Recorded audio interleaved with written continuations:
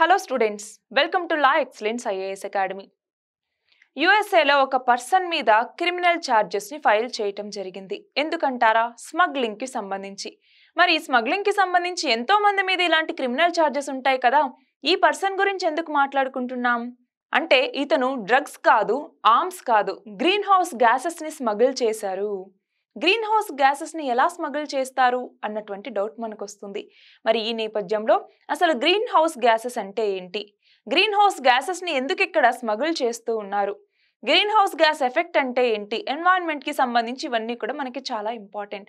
So ఇక్కడ ఏమైంది అంటే, ఒక పర్సన్ మెక్సికో అన్నటువంటి దేశం ఉంది కదా, ఆ మెక్సికోలో బ్యాన్ చేసినటువంటి అంటే ఆల్రెడీ బ్యాన్ చేసినటువంటి రెఫ్రిజరెంట్స్ ఏవైతే ఉంటాయో ఆ రెఫ్రిజరెంట్స్ ని కొనుగోలు చేసి వాటిని యుఎస్ఏకి తరలించడం జరిగింది.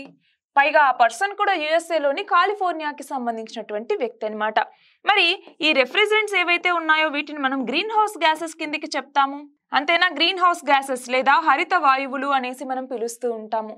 మరి దీనికి సంబంధించి అసలు గ్రీన్ హౌస్ గ్యాసెస్ అంటున్నాం. గ్రీన్ హౌస్ అంటే ఏంటి, గ్రీన్ హౌస్ గ్యాసెస్ అంటే ఏంటి, ఇవి మనకి తెలియాలి. First of all green house ఏంటి అని తెలుసుకునే దానికన్నా ముందు ఇదిగో ఇక్కడ చూడండి, నార్మల్గా సూర్యుడు ఉంటాడు, అవునా? సూర్యుడి దగ్గర నుంచి రేడియేషన్ అన్నటువంటిది భూమి మీదకి వస్తుంది, అవునా? ఈ రేడియేషన్ భూమి మీదకి వస్తుంది, దీన్నే మనము ఇన్సోలేషన్ అనేసి పిలుస్తాము. ఇన్సోలేషన్ అంటే ఏంటి? ఇన్కమింగ్ సోలార్ రేడియేషన్, దాన్నే ఇన్సోలేషన్ అంటాం. అంటే సూర్యుడి నుంచి ఇప్పుడు వచ్చేటటువంటి కిరణాలు భూమి మీదకి వచ్చిన తర్వాత భూమి అన్నటువంటిది నార్మల్ గా వేడెక్కుతుంది, వీటిని తీసుకుంటుంది. అలాగే ఇక్కడ ఇంకొకటి గుర్తుపెట్టుకోవాలి, ఇవి వచ్చేసరికి స్మాల్ వేవ్ లెంత్ ని కలిగి ఉంటాయి, తరంగ దైర్ఘ్యం అంటాం. నార్మల్ గా వేవ్ లెంత్ కి ఎనర్జీ అన్నటువంటిది ఇండైరెక్ట్లీ ప్రపోర్షనల్ గా ఉంటుంది. సో గుర్తుంచుకోవాలి, ఎక్కువ వేవ్ లెంత్ ఉంది అంటే తక్కువ ఎనర్జీ ఉంటుంది అని, తక్కువ వేవ్ లెంత్ ఉంది అంటే ఎక్కువ ఎనర్జీ ఉంటుంది. అంటే ఎక్కువ ఎనర్జీ ఉంది అంటే ఏంటి? పెనట్రేషన్ కెపాసిటీ అన్నటువంటిది ఎక్కువగా ఉంటుంది. సో ఇక్కడ ఏంటి, సూర్యుడి దగ్గర నుంచి మనకి తక్కువ తరంగ దైర్ఘ్యంతో ఇలా కిరణాలు అన్నటువంటి భూమి మీదకి వస్తాయి కాబట్టి ఎక్కువ ఎనర్జీతో వస్తాయి, పెనట్రేషన్ కెపాసిటీ కూడా ఎక్కువ ఉంటుంది. మళ్ళీ భూమి మీదకి వచ్చిన తర్వాత ఏమవుతుంది, ఈ వేవ్స్ అన్నటువంటివి మళ్ళీ ఆకాశంలోకి రిఫ్లెక్ట్ అవుతాయి, స్పేస్ లోకి రిఫ్లెక్ట్ అవుతాయి. అలా వెళ్ళేటప్పుడు ఏంటి అంటే వీటికి ఈ వేవ్ లెంత్ అన్నటువంటిది, తరంగ దైర్ఘ్యం అన్నటువంటిది పెద్దదిగా ఉంటుంది. సో తరంగ దైర్ఘ్యం ఎక్కువ ఉంది అంటే ఎనర్జీ అన్నటువంటిది తక్కువగా ఉంటుంది. సో పెనట్రేషన్ కెపాసిటీ అనేది తక్కువగా ఉంటుంది. మరి ఇక్కడ ఏమవుతుంది, నార్మల్ గా మన అట్మాస్ఫియర్ లో గ్రీన్ హౌస్ గ్యాసెస్ ఉంటాయి, అంటే న్యాచురల్ గా కూడా గ్రీన్ హౌస్ గ్యాసెస్ అన్నటువంటివి ఉంటాయి. అవి కొంతవరకు ఈ యొక్క వేవ్ లెంత్ ద్వారా వెళ్ళేటటువంటి ఎనర్జీని క్యాప్చర్ చేస్తాయి. క్యాప్చర్ చేయటం ద్వారా మన భూమి అన్నటువంటిది కొంచెం వేడెక్కుతూ ఉంటుంది. అది నార్మల్ గా జరిగే ఫినామినా అన్నమాట. కాకపోతే ఇప్పుడు ఏమవుతుంది అంటే, ఈ గ్రీన్ హౌస్ గ్యాసెస్ అన్నటువంటి ఒక థిక్ బ్లాంకెట్ లాగా అయ్యే కొద్దీ ఏమవుతుంది, హీట్ అన్నటువంటిది ఇక్కడ ట్రాప్ అవుతుంది, దానివల్ల టెంపరేచర్ మరింత ఎక్కువగా పెరుగుతోంది. అది మనకున్నటువంటి సమస్య. అయితే ఇప్పుడు గ్రీన్ హౌస్ అంటే ఏంటి? నార్మల్గా ఏంటి, మనకి పోలార్ ఏరియాస్ కానివ్వండి, కొంచెం టెంపరేట్ ఏరియాస్లో టెంపరేచర్ తక్కువగా ఉంటుంది, అవునా? అక్కడ ఏవైనా మొక్కలు పండించడానికి వీటికి కావాల్సినటువంటి టెంపరేచర్ అవైలబుల్గా ఉండదు. అలాంటి టైంలో ఏం చేశారు, ఇదిగో ఇలా ఒక గ్రీన్ హౌస్ని నిర్మించారనమాట. ఈ హౌస్ ఏదైతే ఉందో దీన్ని గ్రీన్ హౌస్ అంటాం.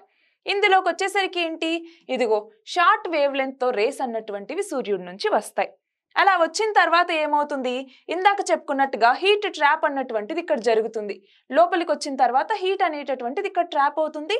మళ్ళీ వెళ్ళేసరికి ఏమవుతుందంటే, ఈ గ్రీన్ హౌస్ ఏదైతే ఉంటుందో ఇది ఇలా ఎక్కువ వేవ్ లెంత్ ఉన్నటువంటి వేవ్స్ ని బయటకు వెళ్ళటానికి అలో అంతగా చేయదు, చాలా తక్కువ మైన్యూట్ గా బయటకు వెళ్తుంది. కాబట్టి ఇక్కడ కావాల్సినటువంటి ఈ అట్మాస్ఫిరిక్ టెంపరేచర్ అన్నటువంటిది క్రియేట్ అవుతుంది. మనం ఏవైతే గ్రో చేయాలనుకుంటున్నామో వాటికి కావాల్సినటువంటి అట్మాస్ఫియర్ అన్నటువంటిది ఇక్కడ క్రియేట్ అవుతుంది. దానివల్ల పంట అన్నటువంటిది బాగా పండుతుంది. దీనికోసం గ్రీన్ హౌస్ అన్నటువంటిది ఉపయోగపడుతుంది.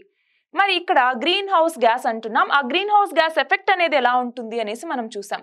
అయితే ఇక్కడ ఒకసారి చూడండి, గ్రీన్ హౌస్ గ్యాసెస్ కి ఎగ్జాంపుల్స్ ఏంటి అంటే, ఫర్ ఎగ్జాంపుల్ మీథేన్ కావచ్చు, నైట్రస్ ఆక్సైడ్ కావచ్చు, కార్బన్ డైఆక్సైడ్ కావచ్చు, ఓజోన్ అన్నటువంటిది కూడా గ్రీన్ హౌస్ గ్యాసే. ఇక్కడ మనం ఓజోన్ అనేసరికి రెండు గుర్తుంచుకోవాలి. ఒకటి వచ్చేసరికి బ్యాడ్ ఓజోన్ అనేసి, రెండవది వచ్చేసరికి గుడ్ ఓజోన్ అని. ఏంటి, ఓజోన్లో కూడా బ్యాడ్ మరియు గుడ్ ఉంటాయా అంటే ఉంటాయి.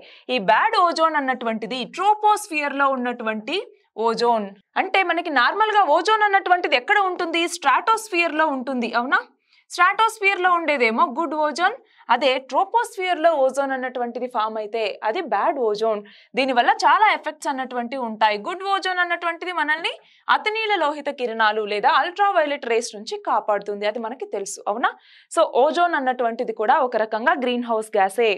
అలాగే క్లోరోఫ్లోరో కార్బన్ అన్నటువంటిది, కార్బన్ మోనాక్సైడ్, సల్ఫర్ డయాక్సైడ్, ఇవన్నీ కూడా గ్రీన్ హౌస్ గ్యాసెస్ కి మనం ఎగ్జాంపుల్స్ గా చెప్తాము. మరి ఇక్కడ చూడండి, గ్రీన్ హౌస్ ఎఫెక్ట్ అంటున్నాం. ఇందాకే చూసామేమని, ఇదిగో మన భూమి, ఇక్కడేమో ఓజోన్ లేయర్ అన్నటువంటిది ఉంటుంది.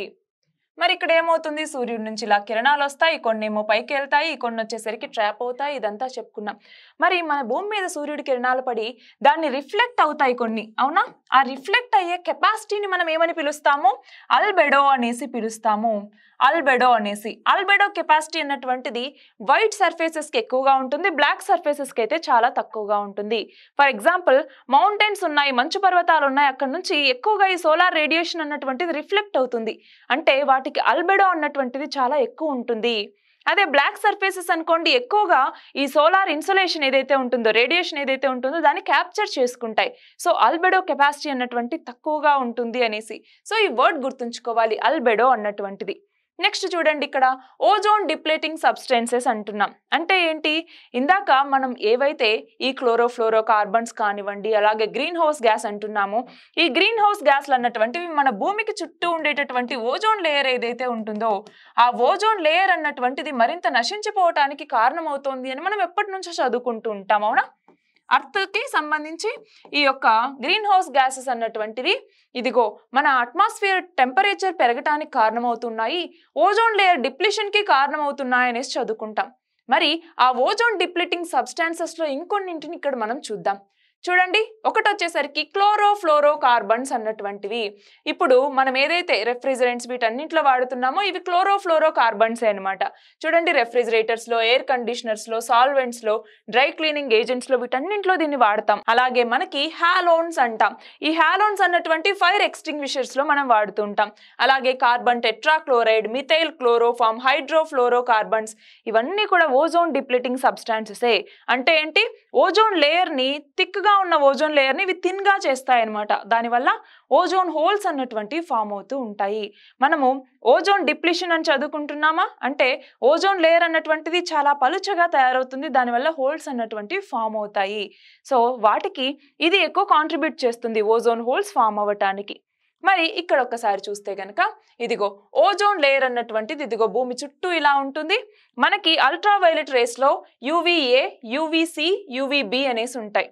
అందులో యూవీసీ కిరణాలు అన్నటువంటివి రాకుండా ఓజోన్ లేయర్ పూర్తిగా అడ్డుకుంటుంది. అదే యూవీబీని అయితే కొంతవరకు మాత్రమే అలో చేస్తుంది. యూవీఏ కిరణాలు చూడండి డైరెక్ట్ గా భూమి మీదకి వస్తాయి.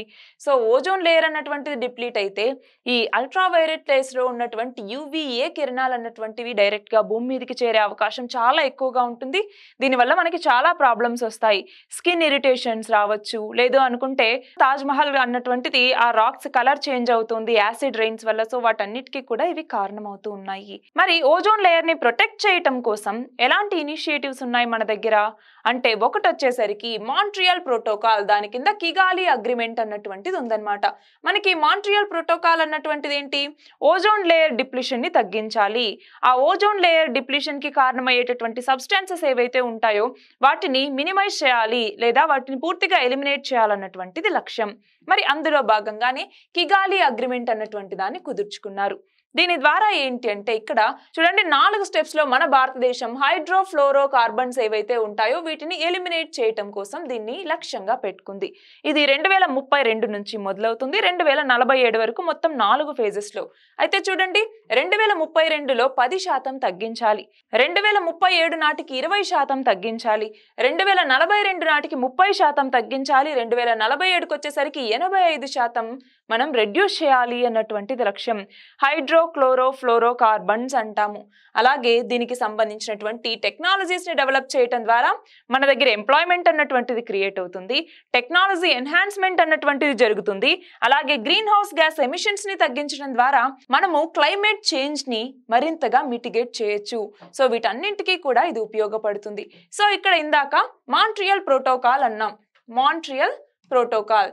ఈ మాంట్రియల్ ప్రోటోకాల్ ని ఏ సంవత్సరంలో తీసుకొచ్చాము? మాంట్రియల్ ప్రోటోకాల్ ని ఏ సంవత్సరంలో తీసుకొచ్చాము అన్నటువంటిది కమెంట్ సెక్షన్ లో ఆన్సర్ చేయండి. అలాగే ఓజోన్ లేయర్ డిప్లీటింగ్ సబ్స్టాన్సెస్ కి సంబంధించి మాంట్రియల్ ప్రోటోకాల్ కిందే ఈ కిగాలి అగ్రిమెంట్ అన్నటువంటిది కుదిరింది. మరి ఎప్పుడు మన భారతదేశం దీన్ని రాటిఫై చేసింది అంటే 2021 ఆగస్టులో ఇండియా మాంట్రియల్ ప్రోటోకాల్ కింద ఈ కిగాలి అగ్రిమెంట్ ని రాటిఫై చేయటం జరిగింది. సో ఇది గుర్తుంచుకోవాలి. సో ఇవాళ మనం ఏం చూసాము? మెక్సికో నుంచి ఒక పర్సన్ బ్యాన్ చేసినటువంటి రెఫ్రిజరెంట్స్ ని యుఎస్ కి అక్రమంగా తరలించడం వల్ల అతని మీద క్రిమినల్ కేసెస్ అన్నటువంటివి నమోదయ్యాయి. సో ఆ నేపథ్యంలో ఆ రెఫ్రిజరెంట్స్ అన్నటువంటివి హైడ్రోఫ్లోరోకార్బన్స్. ఇవి ఓజోన్ డిప్లీటింగ్ సబ్స్టాన్సెస్. సో ఆ నేపథ్యంలో మనము గ్రీన్ హౌస్ గ్యాసెస్ కింద గ్రీన్ హౌస్ అంటే ఏంటి, గ్రీన్ హౌస్ గ్యాస్ ఎఫెక్ట్ అంటే ఏంటి, గ్రీన్ హౌస్ గ్యాసెస్ అంటే ఏంటి, ఓజోన్ లేయర్ డిప్లీటింగ్ సబ్స్టాన్సెస్ ఏంటి, అలాగే ఓజోన్ లేయర్ ప్రొటెక్షన్ కోసం ఏ ప్రోటోకాల్ ని తీసుకొచ్చారు, మాంట్రియల్ ప్రోటోకాల్, దాని కింద కిగాలి అగ్రిమెంట్, దాని కింద మనం ఏమేమి లక్ష్యాలను పెట్టుకున్నాం, ఎప్పటి వరకు సాధించాలి అనుకున్నాం, ఇవన్నీ కూడా ఈ వీడియోలో మనం చూసాం. All the very best and thank you very much.